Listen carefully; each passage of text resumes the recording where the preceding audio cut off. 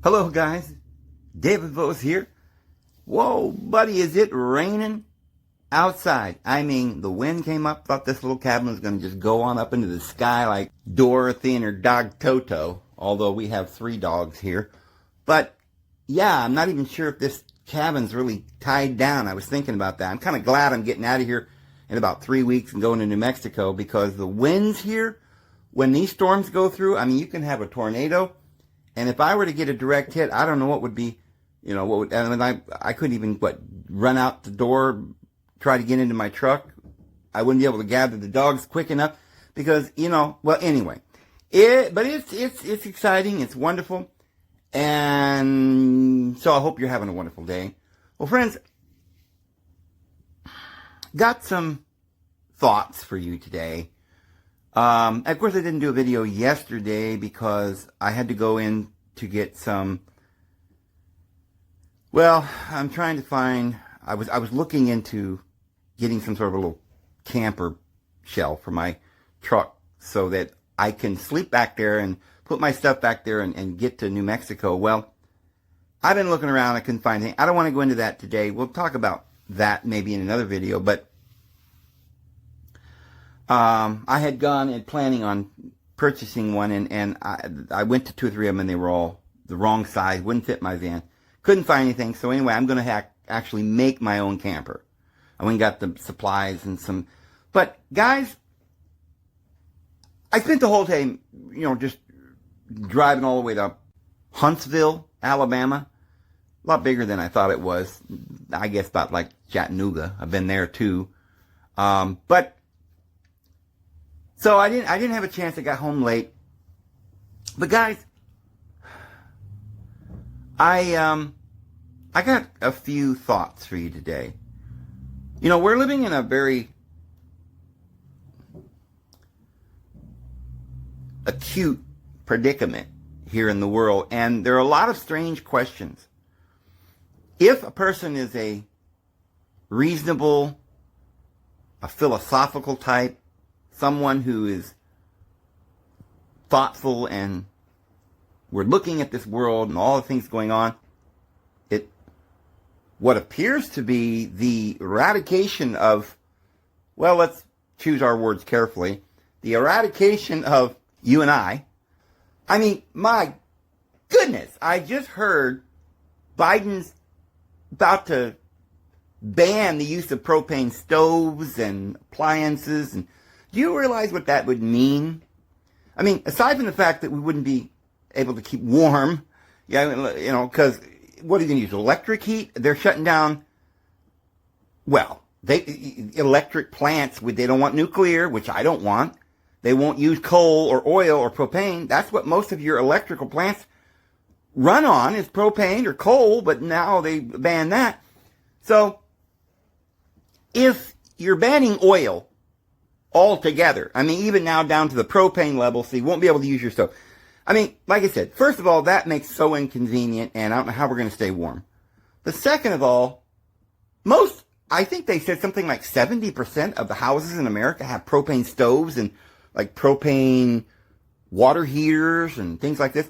Do you realize how much it's going to cost to replace? Well, I mean, it's not going to, I guess, cost that much to replace a propane stove. What's it, $400 or $500 for a stove? You get a used one. But I mean, if people run out and buy stoves, you're not going to be able to find any used stoves. If I were you, I might invest in some electric burners or some stoves if you can find.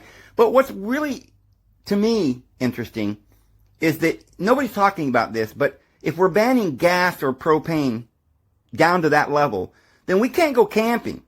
You can't have a campfire because, well, it could burn down the forest because there's wildfires everywhere. So, certain times of the year, at least even now, you're not allowed to have campfires. So you're out in the woods on your own property, but you're not allowed to have a campfire. Well, you can't have a Coleman camp stove because that's not allowed anymore.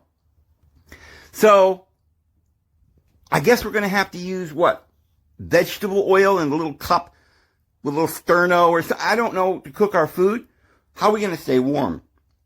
They are making existence impossible. If we can't drive, if we can't go anywhere, then how are the trucks going to get to the market? This is no diesel.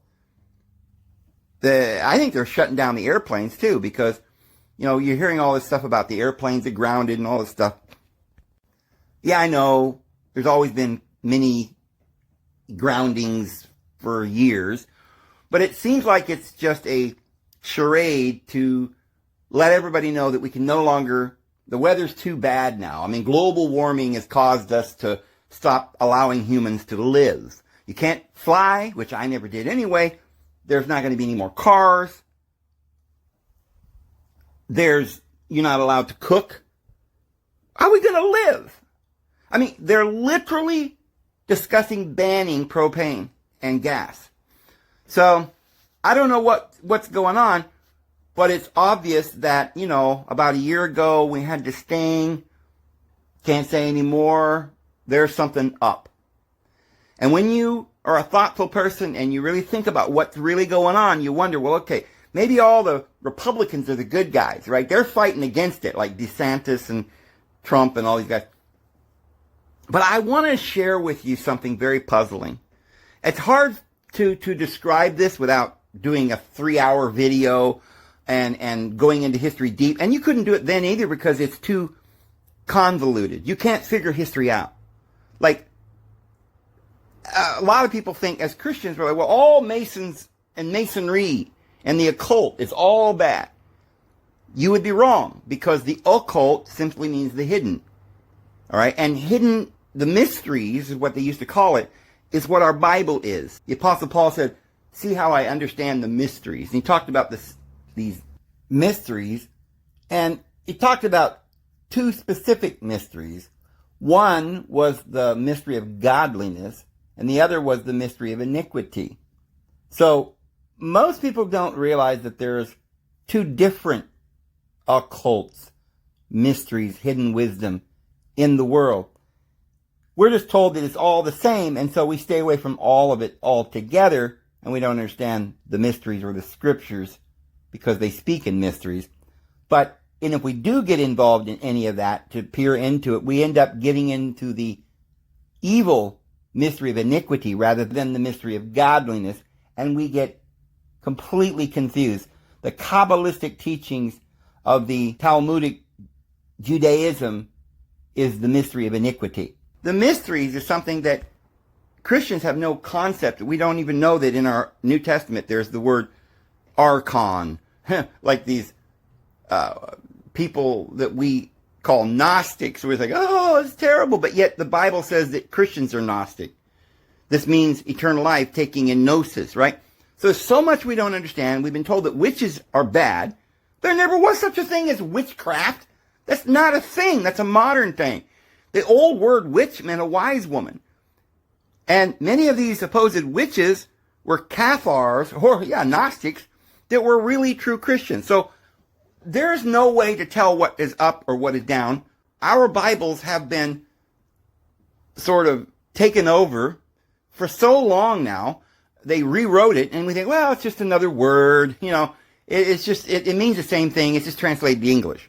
Except for the fact that they took out a particular deity that is opposed to this other deity, right? Who is, or the original deity didn't mean a bearded man floating yonder heavens, some anthropomorphic deity of vengeance. We got this all confused. Our word in the New Testament, Zeus, and all of this, just means higher consciousness. And Jesus didn't claim to have somebody inside of him, like another human, like, I and the Father are one. He's within me. Like, huh? How can another person be in you? Is Christ in you? Christ is not a person. Christ was the anointing that Jesus had. He had the anointing of the higher mind. And that same higher mind, the Christ anointing, must be in you. And we are one with that Christ. It is that one divine spirit, which we don't know what that word means either anymore. But it means mind, or this influential divine being that pervades the entire universe, because the universe is the illusion that is manifested from the mind. So I'm going to stop there, because this is not what this video is about. But I'm just telling you that everything that we've ever been told is a lie, and so we're really having a hard time explaining anything. So when you come down through this Neoplatonism and the imperialists turning into this rationalism, and we're not even knowing that this has happened, and we've got all these people running around talking about Nietzsche and all this wonderfulness about God is dead, and oh, it's just wonderful, and Freud and Darwin. It's all such evil that we can't comprehend it. And then we hear, like I've said, anybody who comes along is good. Like, say, Joseph Smith was a great prophet, and one day I want to get really into do several videos on this. But most of the world think that he was some evil polygamist, some charlatan, some money digger. Do you know he was not a money digger? Or what do they call it? Like they call him somebody running around using lucky charms or something to find treasure, like some kind of witchcraft or something. None of that. In the times that Joseph Smith lived, there was this truth, this knowledge, when the pilgrims came over here, that there was the New Jerusalem had already been built here. And by the way, pardon the background noise, because it's just raining cats and dogs, and there's trains going by and dogs are barking and stuff. But they knew at that time, people in those days, pilgrims that come over here, a lot of them were Masons. Okay, and at that time, that group of Masons that came over here were not from France, the people who gave us the Statue of Liberty. They were from Scotland, right? And they had been driven out of France. They were the original Templars and Masons. This Knights Templar that goes back to Mary Magdalene, that goes back to Martial France, goes back to Christ, and the 72 that came over to Martial France on a boat, which is the 72 that Jesus chose, and they brought with them the Holy Textus Receptus. And they were true followers of the Lord. They were planting libraries and, constitutions of freedom and liberty, fleeing the persecution of those who were burning down the libraries and instituting or infiltrating everything. It was a great infiltration of deception, and it was caused by the Illuminati. So while the good guys were in America in 1776 making a constitution of liberty and justice for all, the bad guys were in Bavaria creating the Illuminati. They came over right on their heels to America. They started buying up this country. They made us believe that we won the Revolutionary War, when in reality they made a deal behind the scenes and they put us in debt, and they knew that over the years they would make gobs of money off of this enterprise, and we will all become indebtors. And they literally started burning down all the evidence of the ancient peoples that were here and colonizing and exterminating like they do everywhere. But they had a plan. And this is what we're going to talk about today. What is their plan, and who are these people? Well, they're not the original mystery individuals who knew the mysteries, right? They infiltrated and took it over as they do everything. They took over Christianity. They made Jehovah's Witnesses, started teaching all this, going back to the Old Testament, and Herbert W. Armstrong, and you have never heard the truth in 2,000 years, and then the truth is we've got to go back to all the holy days and keep the Sabbath, and we're all going to die and burn in hell because you're not worthy. This is what we brought back when we were free. We were under grace, and we had the love of Christ, and we were helping people and loving people and having a big dinner with the Indians, and they loved us and we loved them, and we were, and they had prophecies knowing that we were coming. And we had prophecies at that time. Joseph Smith was talking about these beautiful prophecies that were coming to fruition, knowing that it would take time, nobody knowing exactly how much time. But Joseph Smith wasn't digging for money. He was not interested in money or fortune. He was trying to find the New Jerusalem. He found ancient cities that the natives had built. He named them. He saw them in visions. Zarahemla, Manti, and the cities of Nephi and Lehi. And he got the golden plates by divine intervention. If you've never read that, read it. But remember that when you're reading some of this material, understand that it's been hijacked and sabotaged by the infiltrators who murdered Joseph Smith, ripped out of his revelations that you should be a husband of one wife, and added another revelation that says you should have many wives. And basically killed and murdered Joseph Smith in order to have their evil wife-swapping polygamy and their racist beliefs, excluding the African Americans and keeping and holding slaves and going to Salt Lake City and fighting and murdering the natives there and taking their land and building this huge Gothic, right, just like they always do. These were the other side. This was the children of the Germanic tribes of the Goths that came over here that drove our people out of France. They went to Scotland and they came over here as pilgrims and made our free and fair and liberty and justice for all country that was divinely inspired. But you see, they infiltrate. So you wouldn't know then the truth about what Joseph Smith did. And we'll talk about that some other day because they have hidden it, sabotaged it, hijacked it, and destroyed that information, but not permanently, only in their own minds. They did the same thing to Madame Blavatsky, who wrote Secret Doctrine and ISIS Unveiled and others. Her works were awesome, liberating. It was directly inspired by the Holy Spirit. And so what did they do? Well, these Germans, they infiltrated her. They put in Anne Besant and certain individuals to take over that organization. And they created this institution, just like Jehovah's Witnesses got a society. They have all these societies, this, the Vril Society and these kinds of things from Germany. Well, they made up this Theosophy Society. And people today don't understand it, but that is what the New Age movement is. And it's been hijacked. It's just like what they did with Joseph Smith. They've done with Christianity, with the Constitution, with everything they've hijacked and infiltrated our country, our beliefs, and our prophets. And so they could not change what Madame Blavatsky wrote. You can still read it today. But what they have done, there may be some mistranslations to some of the works that they've done after she passed away. But I think there are even some chapters they left out and stuff like this. But what they mostly did was started this society to talk about it, right? And talking about something, like you can have a Bible, but you mistranslate it and you start talking about it, and people start going to some pastor to find out what's actually in the Bible rather than reading it. This is how you infiltrate and hijack any information, whether it be the Bible or Madame Blavatsky or Joseph Smith. So why am I saying this? Well, because that's why it's so confusing. You go back, you try and figure out, who are these people? Remember, we've talked about this eugenics and how Billy the gatekeeper, his father was on the board of this eugenics.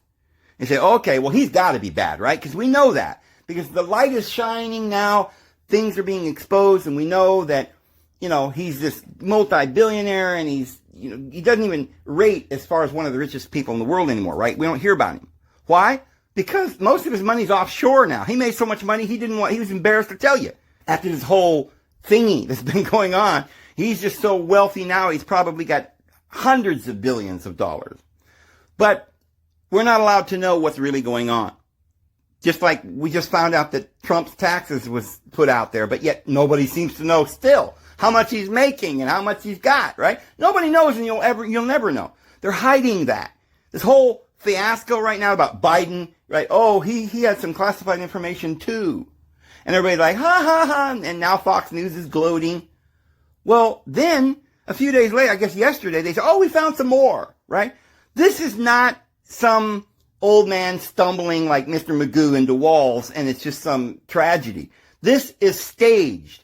They purposefully are bringing these classified documents to light, saying, oh, we found, it's all staged. Biden's going to go along with it. Like, oh, I don't know, it wasn't my fault. And he's going to look like an idiot because they're about to start lifting up their heroes. They're going to, how long did they have these riots in the streets, but all of a sudden they're not happening no more, right? There's no more riots in the streets because it's not time for that, right? There's no more little wavy things on the poles in all the schools or anything as much today. Maybe last month there was, but it's not, they're going to try something else now. I heard the other day that somebody just wiped out a bunch of people with a knife. So I guess tomorrow we're not going to be allowed to have knives or propane stoves. We're not going to be allowed to live, but they're orchestrating all of it, and they're making it in such a way that it's difficult to follow who's who and what's what. We're blaming stupid little individuals like some little boy that went to Russia and got put in jail. Again, staged. She's, it's transgender, and they don't even want you to know she's oh my goodness. Russia is in cahoots. Remember the Bolshevik Revolution. You think they just went in there, took over the entire country, all of the politicians, all of those in office or in power in the Soviet Union, everybody down to the dog catcher was of this group that had taken over. They ran the KGB in this clandestine operation to take over the world. They are the same individuals that set up the Vril Society. They're the same individuals that Aleister Crowley's, the Charles Taze Russells, that brought over these Bavarians over to Hollywood and put in this propaganda, mind ultra controlled thing all over the world. The music industry, we're all running around listening to the rock and roll, and our children are watching it. There's nonstop 3D night and day, 24/7 porn all over, free. Your little kids at 5, 6 years old are watching now. How did this happen? Was it just a mistake? Is it just greed? Just the bad, greedy people took over? We can't help it. That's what freedom does, right? We got to get rid of freedom now. Well, let me show you just in one way that I can show you today. It would take an exhaustive amount of time, hours and multiple movies and books and just a classroom over a period of 20 years to put into perspective all the evil that has been perpetrated on mankind for the last hundreds of years. But I've tried and I have endeavored to try and find some answers to who's who and what's what and why. And today I want to share you one little aspect of that. You see the man on your screen? That man is Bernard Shaw. That's the way he likes to be called.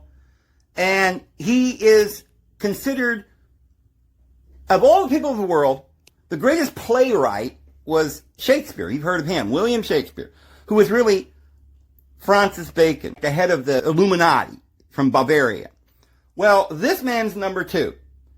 His name is Bernard Shaw. He made a lot of the movies that we go and watch, My Fair Lady and all these different books, and it's propaganda. He admits that his works are not stories or novels or plays. It's propaganda. He admits that. And we'll determine who this guy is and why he, believed what he believed and what he believed, because he was into eugenicism. And I'm going to show you a little clip from this guy. And then I'm going to try and help you understand what their plan was by just peering into the window of this man's crazy, evil mind and finding out who this man really was and what he was up to. Then we'll begin to understand how and why he's related to Madame Blavatsky, right, of all people, who brought the truth. Well, they want you to think that because he's related to this Anne Besant, right? He was involved with Theosophy for a short while. And he's a communist, and he's a capitalist. Well, he's a socialist. If you want, he started the Labour Party in Britain, right? For goodness sake. What is the Labour Party? You probably think it's like, it's just a good little party, conservative. There's just some real people over there trying to figure out mankind's problems. No, it's a scheme, an infiltration into the governments of the world. They've done it over here with the Democratic Party, too, which is a socialist Democratic Party, really. They ran a socialist, Bernie, for a long time. They're not even lying about it anymore. They're not just liberals, right? They have a plan which is to bring chaos and anarchy to the world, to destroy our values and our civilization and completely destroy us all. But let me share with you just for a moment what this man, the best way we can do in just a minute to show you what this man believed. Take a look at this. I don't want to punish anybody, but there are an extraordinary number of people whom I want to kill. I think it would be a good thing to make everybody come before a properly appointed board, just as he might come before the income tax commissioners, and say every 5 years or every 7 years, just put him there and say, sir or madam, Now, will you be kind enough to justify your existence? If you're not producing as much as you consume, or perhaps a little more, then clearly we cannot use the big organization of our society for the purpose of keeping you alive, because your life does not benefit us, and it can't be of very much use. Well, okay then. I guess there's little doubt as to where he stands. He is a hardcore eugenicist, and he actually probably was one of the founders of this whole concept, because he was, we'll never know how high up, well, I don't know, maybe we could look it up and we could find out. I didn't do too much digging to find out just how high up in the Illuminati this man was. But if you notice, he got that little Freud beard, right? The little Marxist beard. Yeah, he's definitely hardcore socialist. And, or Nietzsche, all these individuals, that this rationalist from the Wilhelm Institute, you know, that institute that was directed by Albert Einstein, you know, when he was alive. These individuals like Freud and Einstein and now Bernard Shaw, who are they? Most of us have heard of Einstein, but a lot of us haven't heard of this Bernard Shaw. Well, he was the philosopher, propagandist, the playwright, like Shakespeare, putting all these movies in, books and stuff. I mean, from before World War I, but even now, today, we're making movies in Hollywood and stuff like based on his propaganda. So, obviously they love him. And of course, we could find out a lot about what their plan is, and we can realize that they've been planning this clear back before World War I and World War II. And this has been a constant plan of theirs, orchestrated by certain individuals that we don't even know how they're related.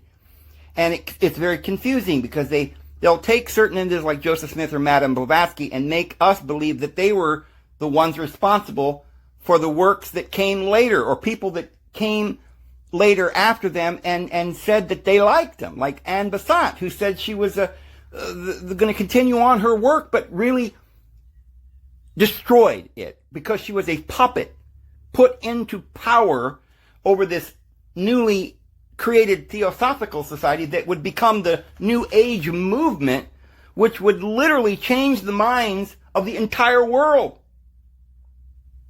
and destroy our thinking so we could never get back to where we were. Same with the Jehovah's Witness Watchtower Bible and Tract Society, which put their little pamphlets all over the world so that everybody now believes that, oh, it's a good thing that we should worship this Old Testament deity, which we all thought was the devil before, but nobody remembers. Or Herbert Armstrong, this in Pasadena, California. You know, in the same city, Pasadena, California, where Aleister Crowley and L. Ron Hubbard created Scientology and Anton LaVey created the Church of Satan. Yeah, it's just two sides of the same coin. The worship of Yahweh by Herbert Armstrong that started this big movement. You probably wondered, why did the Herbert W. Armstrong movement go away? It was somehow systematically taken over by some guy that just dissolved it. Because they don't want you to go back to any particular old church, some old man rambling on television.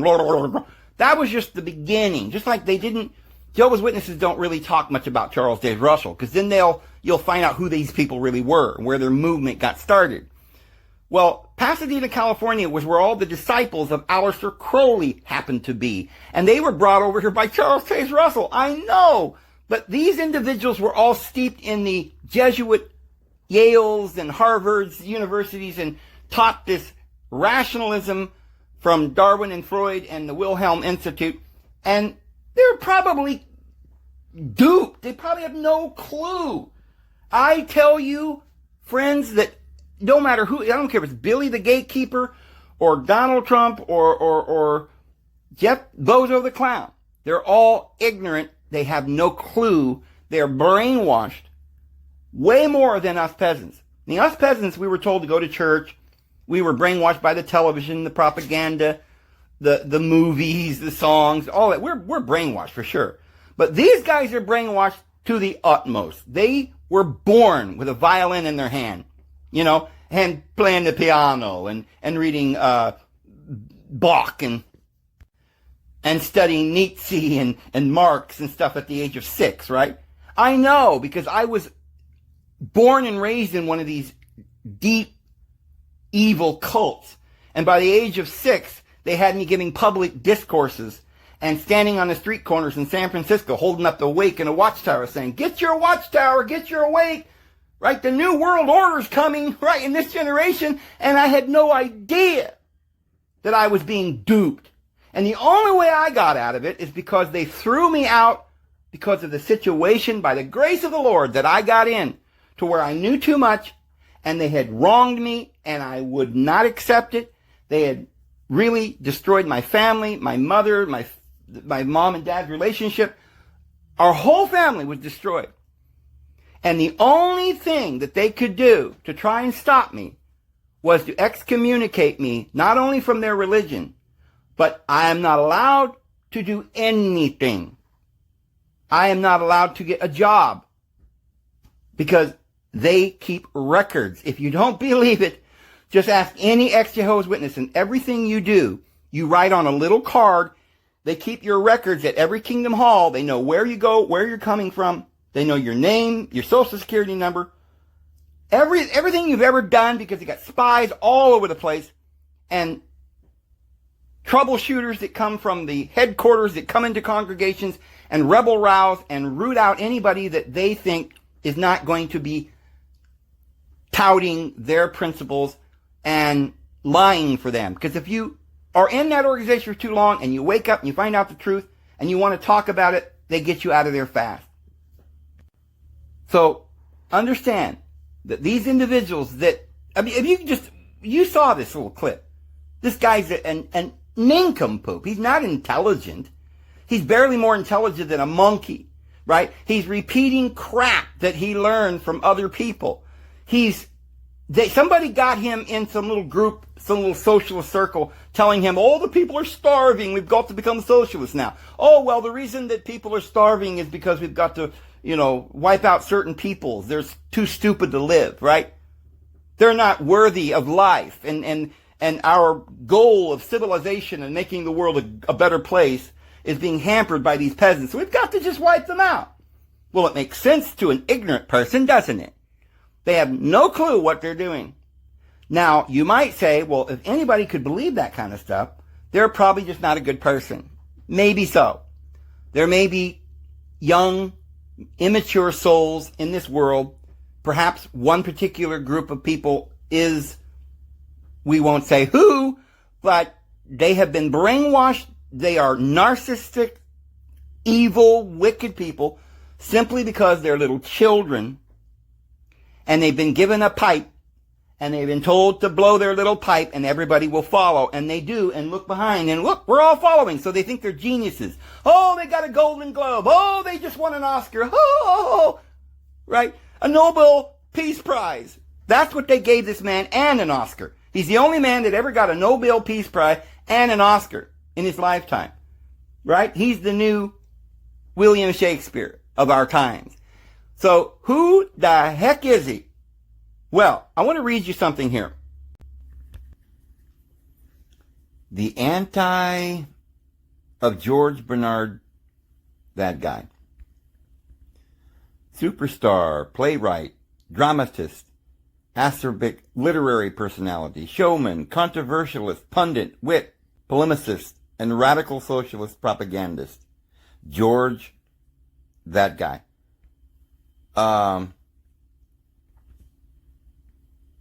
He was an open and rabid hater, as evidenced by the June 7th, 1932 handwritten entry pictured below, which appears on a standard pre-printed form he used to decline requests for speaking engagements and other appearances.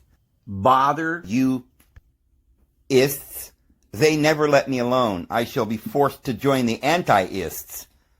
In self-defense, this anti-medic and the anti-ist ranting is by no means unique for Shaw, who despised ists and disparaged the characterization of these individuals as chosen, or the chosen nation, as monstrous presumption, which constitutes a dangerous panoramic delusion. a major proponent of the notion that the concept of a chosen people represents an inherently racist ideology. Shah frequently emphasized that these racial arrogance individuals and maintained that the NAZ, with their doctrines of racial superiority, were merely imitating the people doctrine of chosenness. For example, in response to a request by the American Hebrew and something or other Tribune for a sympathetic commentary about these people on the occasion of their new year, Shah famously lashed out. He says, "This craving for bouquets by these people is a symptom of racial degeneration. These people are worse than my own people.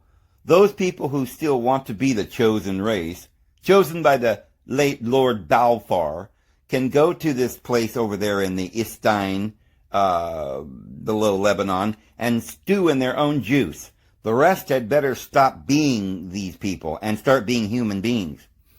Shah underscores this theme in his play, Geneva, where he equates what he views as being one of these individuals as a sense of racial superiority with other forms of rabid nationalism, including the NAZ. As a bonus, he characterizes these people as monstrous materialists who selfishly go on making money while the world hurled toward World War II. In fact, his unambiguous views of these people in general left little to the imagination. No doubt, these people are obnoxious creatures, and any competent historian or psychoanalyst can bring a mass of incontrovertible evidence to prove that it would have been better for the world if these individuals had never existed. Shah often served as an apologist for the NAZI regime's treatment of these individuals. While writing that his persecution of the individuals over there was the product of mass discontent over that particular wealth that they obtained. He identified the real enemy as the invader from the east, the Druze, the ruffian, the oriental parasite, in a word, the people of the book. So, in June of 1933, interview with the Sunday Dispatch, he affirmed that the NAZI movement is in many respects one which has my warm sympathy. In fact, I might fairly claim that her history has repudiated Karl Marx to enlist under the banner of, Mr. Bernard Shoe or Shaw. And in June of 1935, letter to Siegfried Trubitsch, the person who was in Austria, a playwright known for his German translations of the Shah's work, he wrote, this is somebody favorable to the, Bernard, "Tell Colonel Goring with my compliments, I have backed his regime in England to the point of making myself unpopular, and still continue to do so on all matters which he and Hister stand for permanent truths and genuine realpolitik," unquote. An avid and unapologetic eugenicist. Yeah, the kind of people that don't like populations of people and they just get rid of them. Shah suggested that the NAZI make it punishable incest for one of these individuals of the book to marry anyone else but an Aryan. He offered the leader of the group over there in World War II a solution to the final, which he claimed would also help to create a stronger Germany. Instead of exterminating these individuals, he should have said, the guy that ran the country, "I will tolerate these individuals to any extent as long as none of them marries a woman of their own race." That is how he could build up a strong, solid German people. Consistent with the overreaching theory of eugenics, Shah enthusiastically embraced state intervention on racial breeding, a view made manifest in his Man and Superman, and which underscored his own proposed solution to the problem of these people. I think we ought to tackle the question that we have about these people by admitting the right of the state to make eugenic experiments, by weeding out any strains they think undesirable, unquote. In one infamous interview published on February 7th, 1934, in The Listener, BBC Magazine, London, he could not have made his views on eugenics clearer. He said, quote, "I think it would be a good thing to make everybody come before a properly appointed board, just as they might come before an income tax commissioner, and say every 5 years or every 7 years, just put them there and say, 'Sir or Madame, now, will you be kind enough to justify your existence? If you're not producing as much as you consume, or perhaps a little more, then clearly we cannot use the big organizations of our society for the purpose of keeping you alive, because your life does not benefit us and it cannot be of very much use to yourself. I appeal to the chemist to discover a human gas that will instantly and painlessly, of course, in short, a gentlemanly gas, deadly by all means, but humane, not cruel.'" Oh, well, at least he's humane. When he spoke these words, Shaw certainly meant to specifically include killing these individuals. For example, impressed by reports of, that person's ethnic cleaning out of the individuals that he wanted to clean out, he wrote the following in February 6, 1938. This is just before World War II, guys. Correspondence to the Beatrice Webb, a renowned English sociologist and co-founder of the London School of Economics. I think we ought to tackle the problem of these people by admitting the right of the states to make eugenic experiments by weeding out any strains they think undesirable, but insisting that they do it as humanely as they can afford to do it. Oh, well, we can't afford to do it, so we're going to just have to just torture them. Okay, that's cheaper, so we'll do it that way. As we all know, the individuals, the NAZI, did indeed come up with a GAS, which they used so efficiently to murder millions of these individuals in a crematoria. Although there is no definitive proof to this effect. One can reasonably conjecture that the great George Bernard, that man, was the father of the use of, shall I say it, dare I say, Zyklon B, GAS, in perpetrating the final solution. Finally, the hollow thingy, wipe out the people thingy that Shaw opposed, the Nuremberg crimes against, that trials after World War II, on the grounds that the horrors of the concentration FEMA could be attributed to simple administration inefficiency. He maintained that such ill-advised trials would have more to do with self-serving these people martyrdom than with actually achieving justice. Interesting.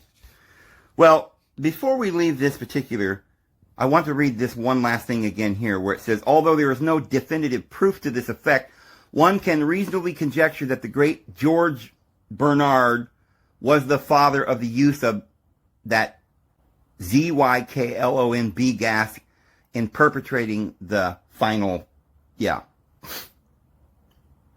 got it, solution. So what are these people up to? What is the goal? What is the plan? Well, here is the Guardian. It says, those people, the Genics and the master people of the left, the race, the master, Archive, 1997, it says they will be searching their souls in Stockholm tonight, and in Oslo, Helsinki, and Copenhagen too. These are all Bavarians. All over Scandinavia, people are facing up to the stain now spreading across their snow-white self-image, as they discover that their government spent decades executing a chilling plan to purify the Nordic. Guys, they're writing this article like, well, it just happened. We don't know how it happened. Right? It's just like we're right in the middle of our country. All this stuff's going on for decades that we didn't know. Well, who's doing it? Well, your leaders. Well, did you vote them in? Well, yeah, but we didn't know. Oh, okay. So now that you know, what are you going to do about it? Nothing. So they discovered that their government spent decades executing a chilling plan. Each day, victims of the forced, sterile thing, now deep in the middle age, have stepped forward to tell how they were ordered to have the chop to prevent them from having children deemed as racially, oh my goodness, I can't say, branded low class or mentally slow. They were rounded up behind secure fences in institutes for misled and morally neglected children, where they were eventually let off for treatment. Friends, what do you think these mental hospitals are all over the United States? Do you know that when these people die in care, while they're in their care, maybe of a heart attack or a brain aneurysm? I know this for a fact. Oh, don't ever ask me how I know, because it would just be too traumatic for me to tell you the things that I've seen. But I know personally that these individuals on these drugs that they put in these mental institutions, they die of brain aneurysms and heart attacks right and left. They don't live long. And by the way, they are sterile. They do that to them. And of course, their children, if they do have accidentally or something happens, they are taught all around the world. We're taught that we just get abortions. See, and especially in communities of unwanted, peoples that they don't want anymore. Like, they put the natives on a reservation or the African Americans in the city, in the slums, and they pour drugs in there and put them in jail, and they die and rot in jails or in dungy, fungus-infected apartment buildings with no furniture, eating whiskey and cigarettes for dinner. And they wonder how they have low IQs. So, teenage boys plan to run away rather than undergo the dreaded cut in the crotch. Maria Norden, now seeking compensation from the Swedish government, remembers sobbing as she was pressed to sign away her rights to have that, baby. Told that she would stay locked up forever if she did not cooperate. She relented, spending the rest of her life childless in regret. In Sweden, the self-extermination has already begun. A government minister has admitted that what went on is barbaric and a national disgrace. Oh yeah, well, now you've said your little piece and it suffices to appease the masses. We're sorry, right? But it continues to this day. We just went through it for 2 years. You remember that? And now we've got Elon Musk running around talking about, the crisis of the population, implosion is going away. All the people, we're not going to have enough people to be workers anymore. Oh, they don't want workers. It's all automated. Wilma, goodness gracious. With more than 60,000 Swedish women sterile eyes, 1935 until as late as 1976. This isn't modern. This is not, this happened way back there in 1976. And of course, when that program was done and they found out about it and got public, then they went to another program that we can't figure out yet. What has shocked most observers is that all this was committed not by some vile fascist regime, but by a string of welfare-minded, social democratic governments. Indeed, the few voices of opposition came from Swedish conservatives. You know how they always say, these governments that are socialists or communists, they're poor and they're collapsing, like Venezuela. And they're like, no. What about Sweden? Sweden's doing wonderfully.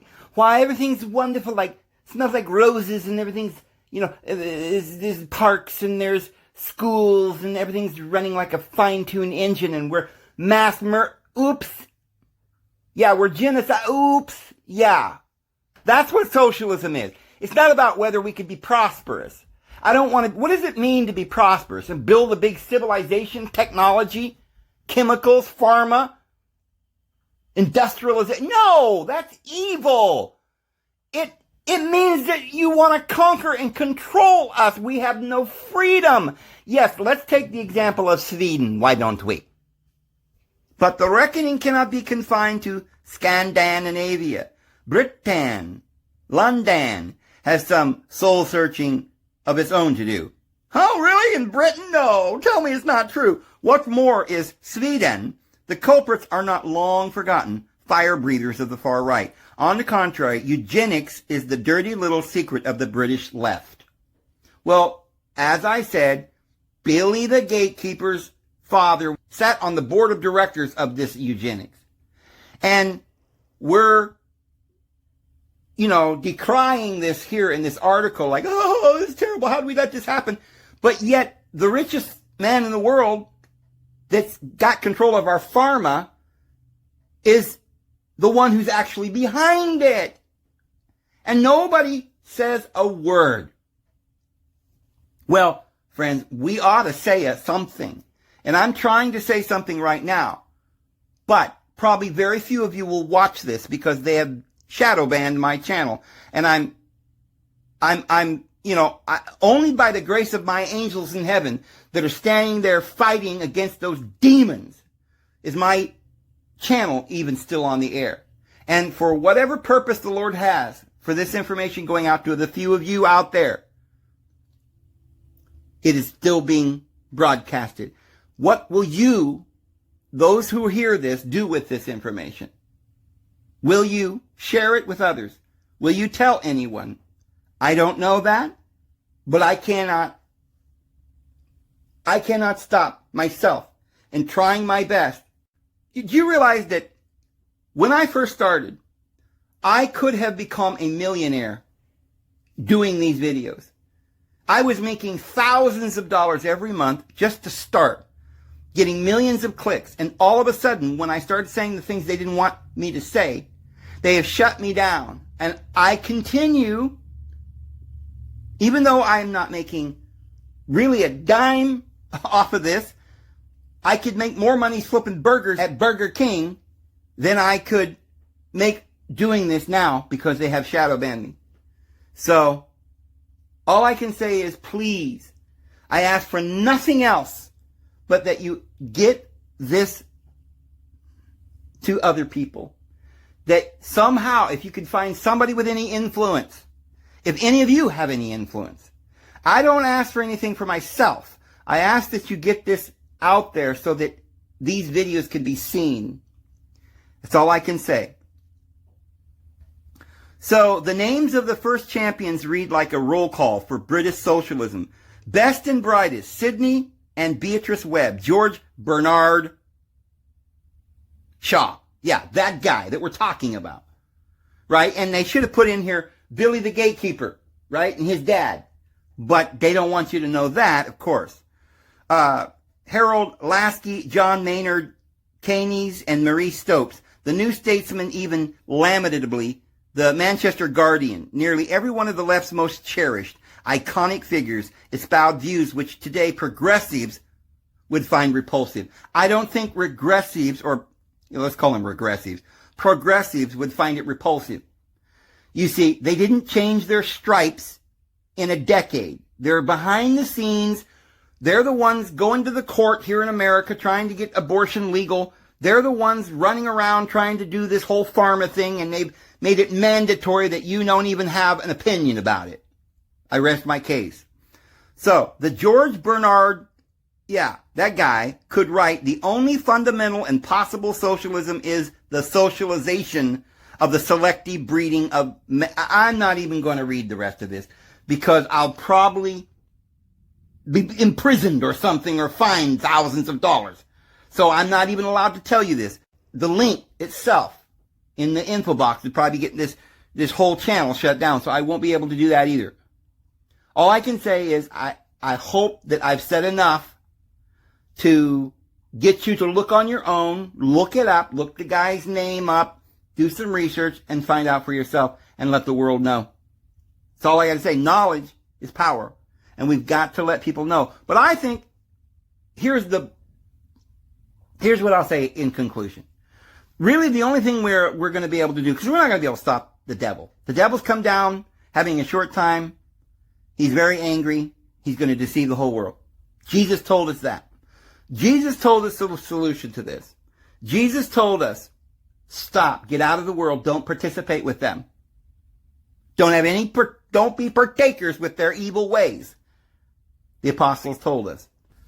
And so, what did the early church do? Well, they went off by themselves and they prayed together. They were in one accord. Now, I know these are, snooty little old English words that we don't even know what they mean, but one accord mean they were all together in one place, is another way that it's put in the New Testament. They were together in one place. And they weren't just there for one day, right? Oh, we're just here for a convention for 2-3 days, then we're going to go back home. They were there for months. Specifically, they were all there in one place for 49 days, which is over a month and a half. I'm sure they had to live and breathe and eat. And what did they do? How did they eat? Well, it was just temporary. No, they brought everything they owned. And one of the people that brought everything he owned was Barnabas, otherwise in the Bible called Lazarus, that Jesus said he was a rich man. And he sold everything he owned. He was a very wealthy man. And he gave it all to them. And they had all things common. Now, a lot of people have said, oh, well, then we're communists. That's not what it's saying at all. That word common has nothing to do with communist. Communist is a political ideology. It's atheistic. They believe in building an empire of technology and industrialization and subverting of human beings. That's not what this is. This is people being together, having the resources in common. It doesn't mean, you say they sold everything. That means that they were interested in money. No, they didn't care about the money. They were interested in everything, like the ground, the water, the minerals, the tree, the lumber, the sunshine, the air. It all belongs to everybody. To have all things common in one place, praying in one accord, means that we are of one mind. We think only about loving one another and caring. We don't think about wars and political theories and somehow creating some church or government or new law. We're not under any law. We're under His grace. We're supposed to get out of this world, the entire world, and go and be together, holding all the resources of this world as common resources. I'm allowed to drink that water. I'm allowed to build the fire. I'm allowed to use the trees to build my cabin. I'm allowed to build here. I don't have to purchase it. You see, the opposite. Remember we were talking about Babylon is confusion, but Jerusalem is the city of peace, and things like this. There's all bunches of opposites. So here we have individuals who are of the Lord who have all things common, meaning they don't buy and sell. The land belongs to everybody. It doesn't mean that you're going to live in my house and we're going to share each other's wives. That is ridiculous. I mean, people have come up with all kinds of false and evil, wicked theories based on this because they don't want the truth. They don't want to dig and find out what's really going on here. We're talking about sharing the world, not buying and selling, not confusion, not with a bunch of laws, man-made laws. And so, this is the answer. When you hear it, will you respond?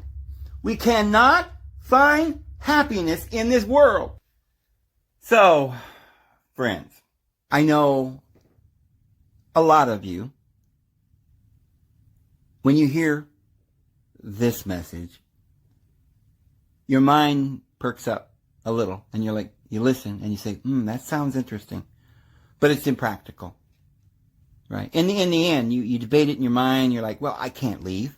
I can't go out into the woods. What would I do? Well, probably not alone. This is why we've got to do this together.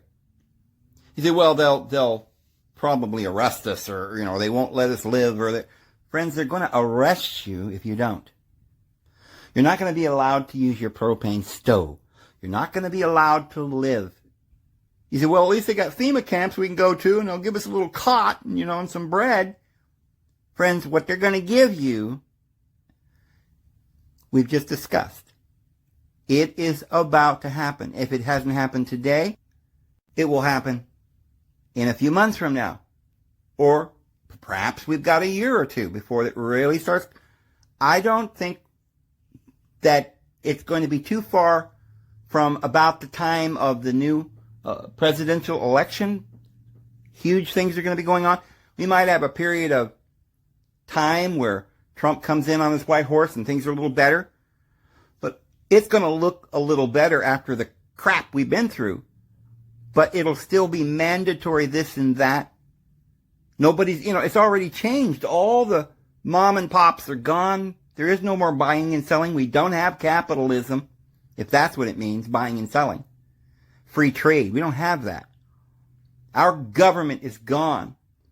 When you have to go and get a permit to have free speech, or a permit to exercise your Second Amendment, or when you have to explain yourself while you're driving down the road, and the police can just pull you out of your car and search your possessions, which is against the Constitution. But they get away with it because you got to take them to court, and you probably lose anyway because they've kind of made loopholes around everything. Friends, we ain't got any more time in this video for me to explain any more of this. But ultimately, the people who live in this world are either living at a fast pace, they've been paid a lot of money to do their shenanigans, and they're living it up, and you're sleeping around, and you're drinking a lot, and you're eating a lot, and you're a glutton, and, you're dancing, you're doing all kinds, you're having fun. You can't even remember your neighbor that's poor. You don't even see the guy, that's dying and wasting away in prison down the street. You don't even know that these hospitals are set up all over the place. You just know you're having a good time, and you don't want it to stop. Well, that's all the more reason that you should listen to what I'm saying. Because your brother is suffering. And you're going to be suffering even worse if you don't stop. Because the party that you're having right now is going to come to an abrupt end soon. If you can't see that, it's because you're not looking. You're not listening. You're not paying any attention. You have no oil in your lamp. And you're not waiting as a chaste virgin for your Christ to return. But you're doing as Jesus said. They are saying, where is his promised presence? For since our forefathers fell asleep in death, all things continue. He's not coming.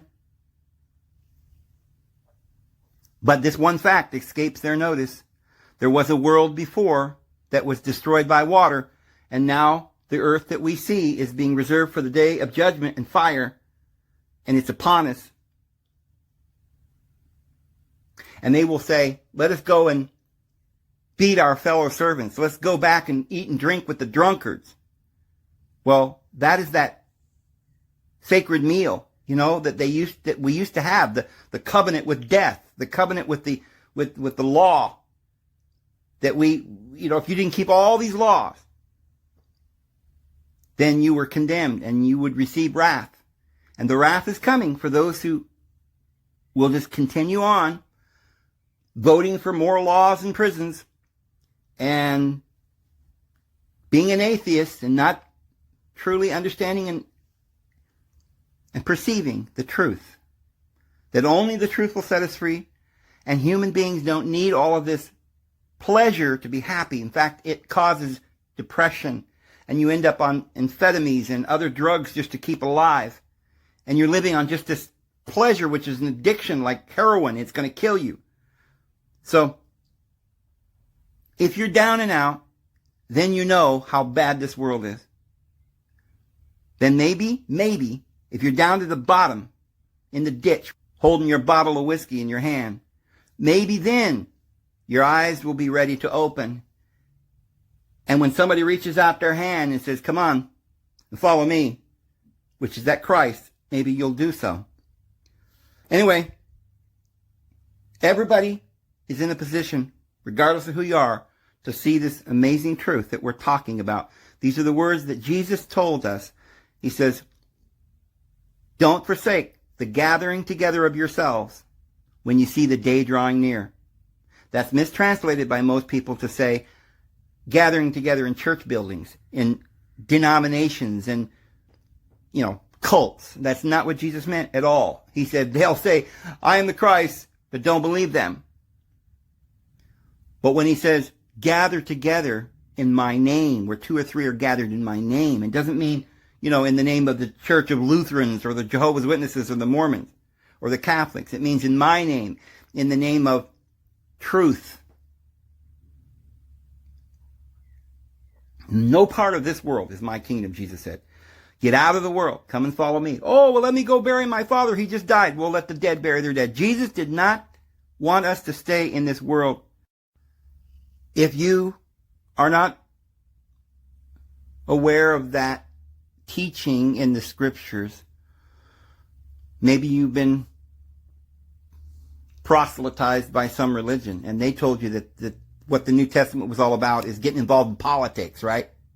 Giving your money, all your money to the church, right? Or wearing a suit and tie and getting up on the stand and pounding your fist and saying, Jesus, right? No, Jesus said don't do any of that. Right? Don't say many words, but go within yourself, in your inner closet, in your inner room, which is within your own self. The kingdom of God is within you, and you must pursue it in peace and be no part of this world. So go back and reread your New Testament. If you're suffering and you're sad and you're desperate, then look up and give Lord thanks, because he is trying to wake you up. And it's time now that we all get together and exit this present world and show them, as a beacon on the hill, how to live in accord with his Holy Spirit and with the animals and with nature and the true divine kingdom of our Heavenly Father and our Divine Mother. I'm going to go ahead and go. Hope you have a wonderful day. We'll see you guys tomorrow. May the Lord bless you.